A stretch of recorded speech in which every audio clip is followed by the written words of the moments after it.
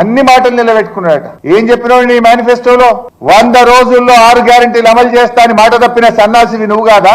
December లో ఇందిరమ్మ రాజ్యం వస్తుంది, 4000 పింఛన్ ఇస్తావా, నీ మన్మడు కాళ్ళొత్తుతాడని చెప్పి ఓట్లేయించుకొని మోసం చేసిన సన్నాసివి నువ్వు కాదా? ఇచ్చినవా 4000 పింఛన్? మహిళలకు 2500 రూపాయలు ఇచ్చినవా? 100 రోజుల్లో 2500 రూపాయలు ఇస్తా అని బాండ్ పేపర్ల మీద రాసి అక్క చెల్లెళ్ళ కాళ్ళేళ్ల పట్టుకొని అధికారంలో కూర్చున్నాక అక్క చెల్లెల్ని మోసం చేసిన సన్నాసివి నువ్వు కాదా? విద్యార్థులకు 5 లక్షల భరోసా కార్డు ఇస్తా అని మోసం చేసిన సన్నాసివి నువ్వు కాదా?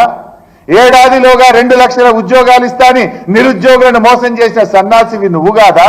ఇట్లా చెప్పాలంటే చాలా ఉన్నాయి. కానీ మేము ఇంతకాలం మర్యాద ఓపికని బట్టు వస్తున్నాం. కానీ మర్యాదకు కూడా ఒక హద్దు పద్దు ఉంటది. కానీ నువ్వేమో రెచ్చిపోయి నువ్వు ఇవాళ మా గురించి మాట్లాడుతున్నావు. నాకేందో వివరాలు పంపిస్తా సన్నాసి కానీ మాట్లాడినావు.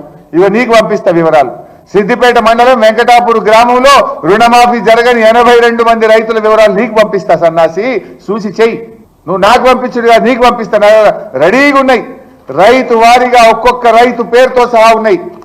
ఏ రైతుకు ఎంత రుణమాఫీ ఉంది, ఏ బ్యాంకులో ఉంది, ఎందుకు కాలేదో కూడా ఉంది. చదువుమంటే ఒక ఎగ్జాంపుల్, దండ్ల మహేందర్, ఆయనకు 38 గుంటలు ఉంది, రుణ బకాయి 50,200. ఎందుకు కాలే? ఆధార్ కు బ్యాంకులో పాస్బుక్ లో వేరువేరుగా ఉంది.